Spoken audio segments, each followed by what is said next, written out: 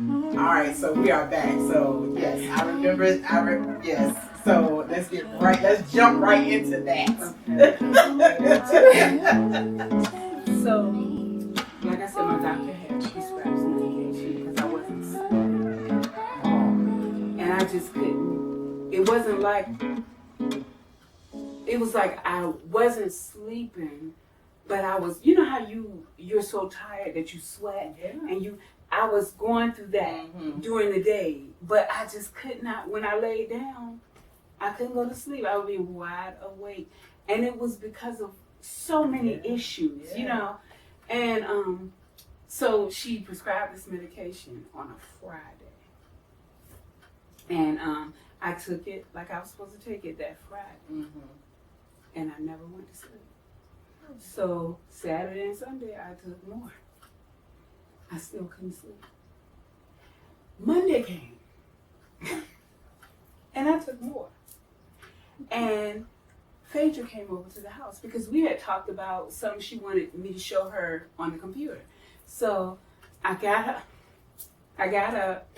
and Phaedra was like, Yvette, you going, you know, da, da, da. So we went in the room, and I couldn't get it. I couldn't type. I could cry right now because I remember. You remember, right? I was just like, and I'm looking like, what is going on? It was like I was in slow motion. Yeah, we were doing something with the computer, but I also asked to use your VCR. Really? That was it. I asked to use your VCR. But I remember something about the computer because it was like, it was weird because it was like you were moving in slow motion. Right. You were moving in slow motion. And I was like, Yvette, are you all right?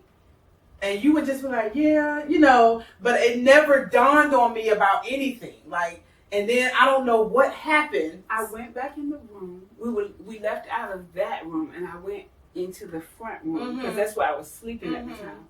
And I walked into the room and the room where the computer was had a bin, one of those really low bins, and it had like all this paper, these files in it. And I fell into, and I split the bin.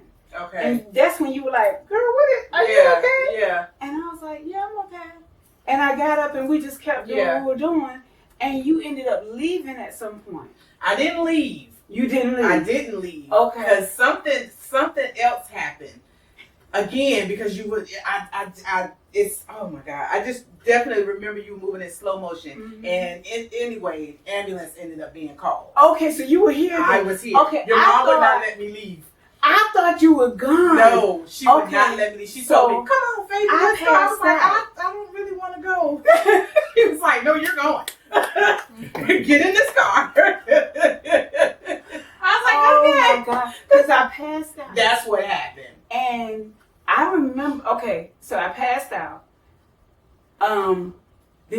Right before I passed out, Serge and my brother came by. Because remember, they were in town. I remember it was people. Yeah. Okay, my brother was in town every year for my birthday. I would go to New York and spend the week with him. I was supposed to be going back to New York with them that day. And they came over and I was like, no. And my brother is very intolerant. Like when we change our mind and go back, he's like, okay, bye. And that's what he did. He was like, okay, bye. And they left.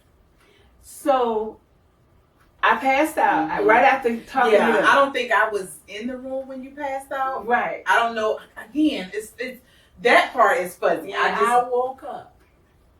I saw the EMTs in the room.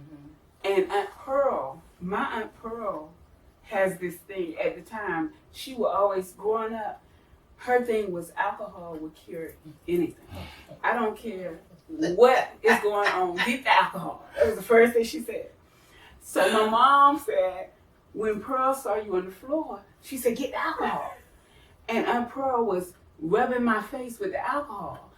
And I'm thinking maybe it was the fumes from it, but it brought me back. Okay. And the EMTs told her that was good. And I'm like, are you kidding me? Because she thinks alcohol. Yeah, right. I was like, oh my God. So that evening, they took me to Lee, Centera Lee. It was Lee Memorial then, I think. But they took me to the hospital, and Karen, my best friend, and her husband was there. And they called The husband. I'm like, why are you here? What is going on with you? Why are you here? Where you come from? I just couldn't. But while he was trying to ask me that, my doctor called. And she said, what the H are you doing? And I was like, I just couldn't sleep. Because they noticed that all Ambien. She gave me Ambien.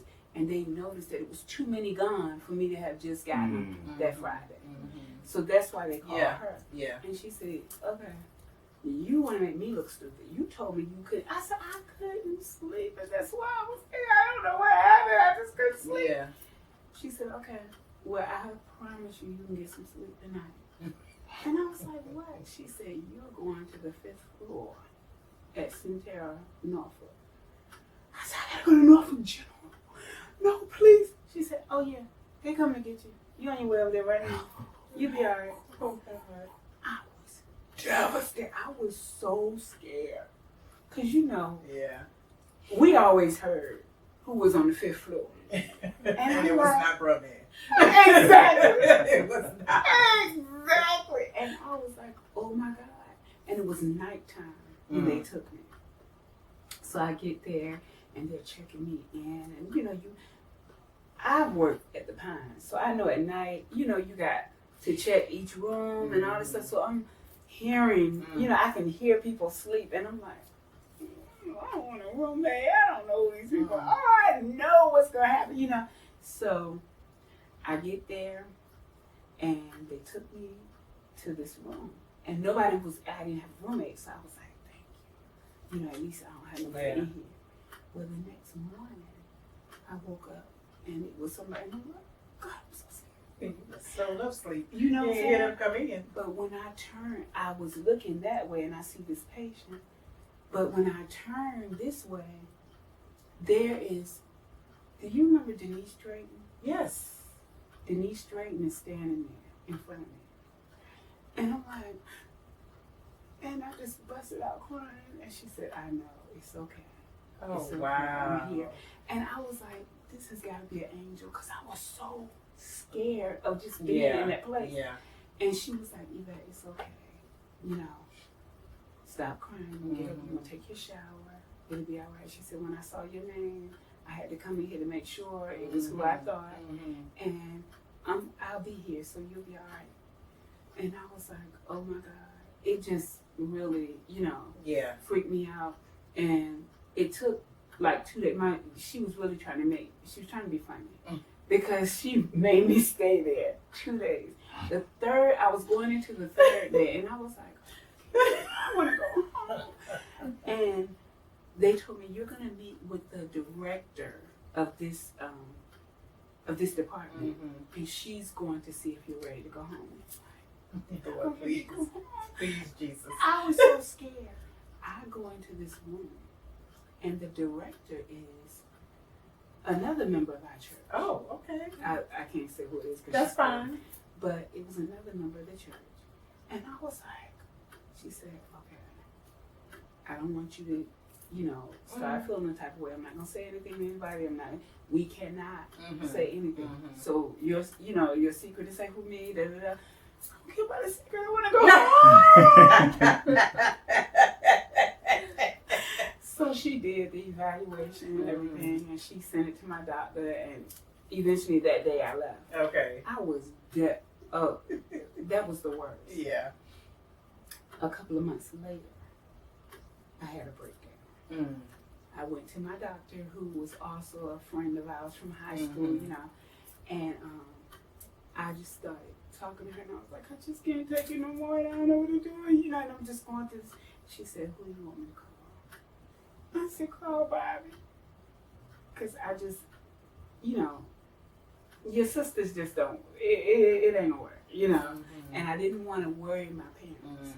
I said, please call Bobby, because he could explain it to them. And they'll, So she called him, she talked to him, he called my mom. And she decided to put me in Virginia Beach site. Oh, okay. So I don't want to go here. Wow. But they, they did what they were supposed to do as, Yeah.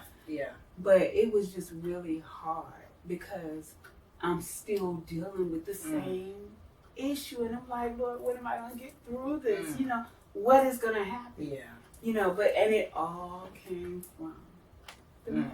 And I'm like, had I not been hard-headed, if I had listened to the bells going off in my head, if I had listened to my dad, if I had, you know. I get it. Oh, I get But it. it took me into a depression out of this world. And that's why I tell people, if you think this surgery is about being cute and it's about being, you know, it's not. Make sure you're ready for it. Yeah. Yeah. You know, because them old habits you had ain't going to work. Right. Because that's what I thought when you said you had to go to the psychiatrist. I thought that's what that was for him to prep you that. And for him to, as a psychiatrist, He's he asking should you. know if I'm ready. Right, but he's asking you if you're ready. Exactly. Of course you say you're going to be ready. Exactly. I want to be skinty. Right. And that was my whole thing. I just wanted to be small. And then a couple of months into it, I lose all this weight, like really fast, because I didn't really know how to eat like I was supposed to eat. So I was doing like popsicles. All in my mind, anything I eat's got to be 2 ounces. That's all I can chew a popsicle. And I can chew a popsicle. The first 6 weeks, I went back to see my doctor, and she said, "What have you been eating? Because you've lost 80 pounds in 6 weeks. That's scary." So I told her what I was eating. I said, "I know you gave me this nutritional thing about salad and toast and this and that. How am I supposed to eat that? Because a piece of lettuce is more than 2 ounces. How am I supposed? I don't know what to do." She was like, "You're gonna kill yourself." So she was like, "You have to eat regular food, but you can't have this and you can't have that because this is gonna make you dump it. This is gonna make you." And so I tried to do better, and I wasn't. I knew I wasn't, and I was steadily losing the weight. And I'm hanging out with my friends one night, and our honest Toy looks at me and said, "You look like a crackhead." It sounds like it. Just like her. Toy, are you serious? I love her. And after that, because I was running into people that I've known all my life, and they didn't They recognize didn't me. recognize you. So that scared me. And Toy was the only one that said, "You look like a crackhead." Yeah. And when she said that, I started eating everything. I didn't care what I ate. I was getting sick, but I was like, I gotta gain this weight because nobody knows me. I was at the Mac counter. Kim Ferry walked right by me. I never forget that your day. best friend, Kim. Bestie. And I'm like, this girl ain't speaking to me. What's her problem? And I bumped into her and she said, "Oh, I'm sorry, ma'am." I say, "Are you kidding me?" She said, "Yvette." She recognized my voice. Oh my God. Wow. I said, Toy was right. It's all right. I'm eating Everything. It was hard. But all of that, you know, I wanted to lose weight because I wanted to make him feel like he Yeah, was of course. missing something Of course. He gonna know. Oh, when he see this diva, it's over. And you are looking like a crackhead. Looking like a crackhead. I said, "Oh my God." Thanks, But Toy.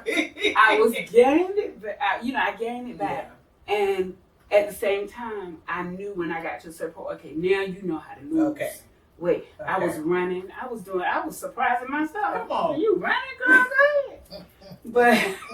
But that soon stopped. But I just wanted him to see what he missed. Yeah. You know, what he missed. And it was just, he did. Wow. He did. So what does now look like? What does now look like? Yeah, what does this single now look like? She's saying. She's single. And I think I want, you know, you always want compatibility. You want that person. You want that. Yeah. And but at the same time, I think I'm at a place where I want it, but I'm not trying to accept anything. I'm not gonna just take what what you think you can throw my way. Yeah. And I know also that the things that I want in the man that I want, I got to be right too. Come on. You see what I'm saying? I'm not going to sit back and say, "Oh yeah, you got to have a 4-bedroom home and you got to be living here and doing this and driving this." And I'm in my mama's house. In my mama's house. Really? I can't, you know what I'm saying? I'm not saying I can't expect the best, because I still do. Yeah. But I don't throw in guys' faces what they got to have. Because listen, it's some things they require. That's it. So are you willing to do what they, you know what I'm saying? They have in their mind what they looking for too. Are you it? That's right. You know, I was sharing with somebody the other day that I love the little Facebook t-shirts and stuff, and I ordered all these t-shirts.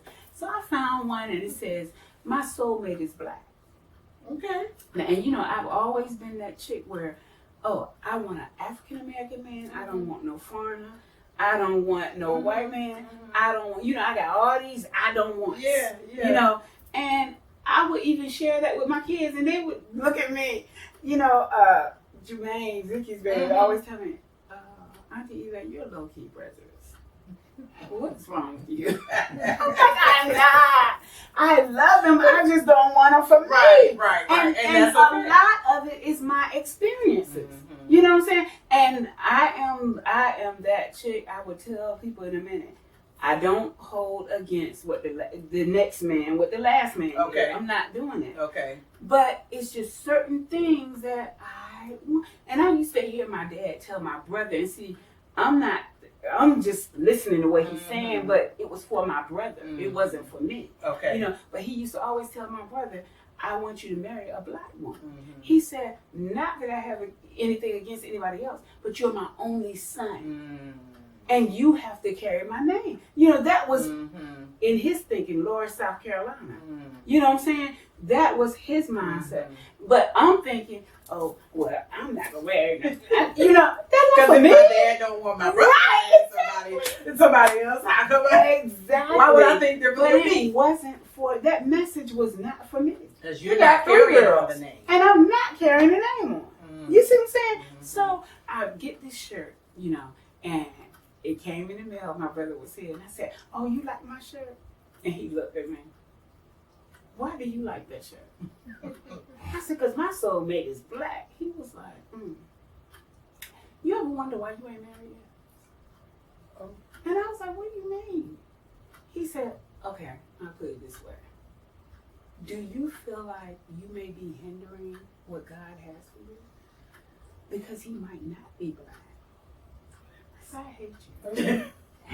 Words of a pastor. Exactly. I was like, wait a minute. Exactly. I'm like, are you serious? I never even looked at it that way. I just want a good man. I want somebody to love me. I want somebody. He was like, yeah, he probably ain't black though. I kindly folded up my little shirt, put it in the closet. I was like, I would never wear that shirt. But I was just like, I thought I was saying something, I'm making a statement. Yeah. And I'm like, and it was funny because I came out of my hotel room, we had a conference, my job did, and I came out of my room, I was checking out, and I had all these bags, and I'm trying to pull it, and the guy that was next to me came out of his room. And he said, "Ma'am, I can help you. I'm catching the elevator. You want me to carry?" I said, "You sure?" He was like, "Yeah." The finest white guy. And, it was like one of them soap opera dudes. I'm like, are you kidding me? Marine. He had his camouflage on. But he smelled so good. And I was like, are you serious? No, I can't. He walked me, got in the elevator together.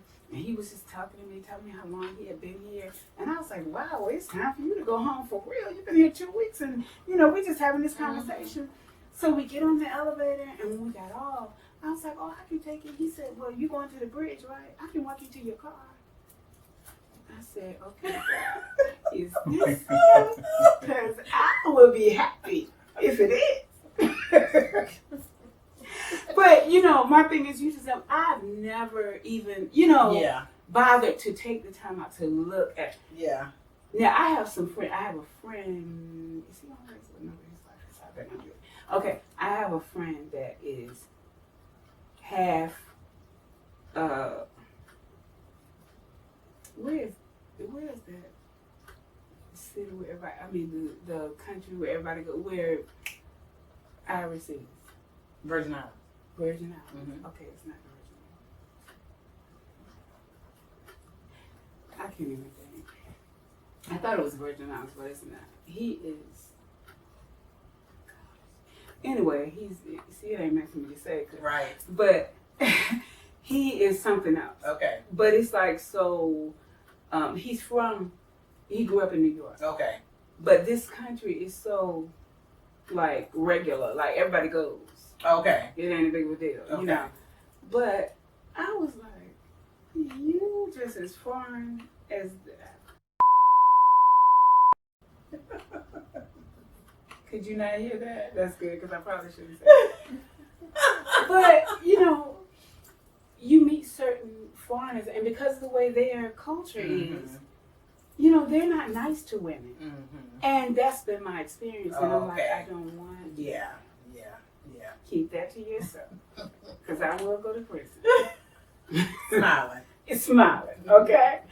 But, you know, it's just, it's a lot of that now. Yeah. It's a lot of what I want and what I don't want. Okay. You know, so I'm trying to kind of Open the door a little bit. Right. And so I met this young man a couple of years ago, maybe 2 years ago.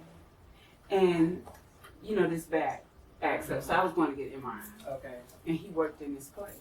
So, you know, he was messing with me, you know, joking with me. I'm like, boy, whatever. You know, I'm on a cane. You are not trying to holler at me. So after that, we did exchange numbers and everything. And he calls me, you know, we still talk. We kick it or whatever. But our issue is he's like, don't tell nobody else this. That's what he always tells me. Will you please keep that part to yourself? I graduated June 8th, 1986. Okay? I know where this is going. He was born June 9th, 1986. See, your mama will kill me. And that's been the issue. Oh my God. We have so much fun together. I laugh with him, you know. But I'm like, you're too monkey's age. I can't do this. Oh my God. And we always laugh about it. He's like, well, you're not focused on that part. So sorry. It's I have to. I'm like, you are super That is young. definitely the focal point. Well, exactly. So, you know, I'm telling Mikey the other day about that. And he said, I got to talk to him. So, but honestly, is that a deal breaker? I don't, you know, I guess it kind of is for me. Yeah. And it probably shouldn't be. A lot of people are like, oh, women date younger guys every day. I'm like, bro, Cougar. 18 years? That's, I don't know if I can do it. You know, so like, that's a lot. And I guess if I wasn't, you know, if I didn't work with teenagers or work with younger people, I would be okay. But I'm like, I can't do that. You know, I'm looking at Quentin. I'm like, Quentin is older than me. I definitely can't. No, this is not working. You know, but would you consider marriage again? definitely. Okay. Definitely. Okay. Marriage is definitely Still on the table.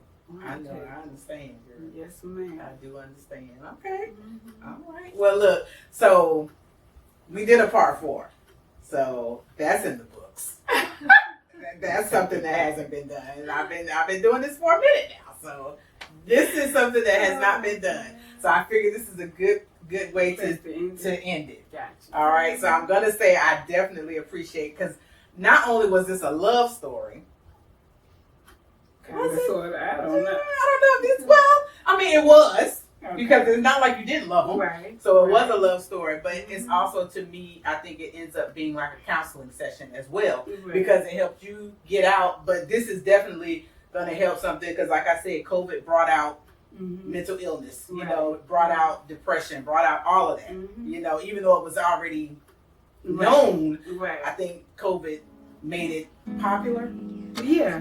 You know, but anyway, so I want to thank you for that, because I'm quite sure these episodes will help someone, because it helped me, took me back, made me remember some things. I gotta say, I truly enjoyed it. I thank you. I appreciate you seriously for being vulnerable, for being transparent, for opening up and just saying your truth. So I appreciate that. And I love you. You know I love you. I love you as well. All right, so we're going to end it on that note. Okay. All right. That's it. Yvette! That was good. Jesus! That was good. Wow. Oh my goodness. Woo!